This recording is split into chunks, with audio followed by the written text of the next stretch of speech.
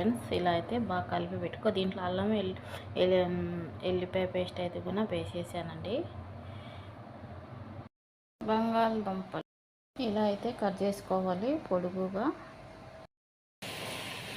చూడండి ఫ్రెండ్స్, ఉల్లగడ్డలు అయితే ఎంపుతున్నాను అన్నమాట. ఇలా అయితే అలాగని ఇక్కడైతే మా సారుకు కోడిగుడ్లు అయితే ఉడకబెడుతున్నాను.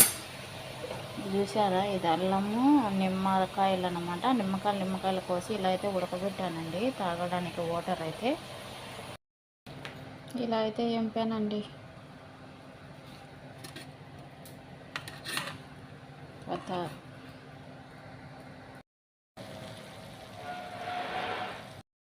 పూలు అయితే అయిపోయింది ఫ్రెండ్స్. మా సార్కి అయితే నైట్ భోజనం అన్నమాట. ఇవి ఇక్కడైతే ఆకులండి, ఇక్కడ బంగాళదుంపలు ఎంపాను, ఇక్కడ పెప్సీ, ఇవి అయితే రొట్టెలు. ఇక్కడైతే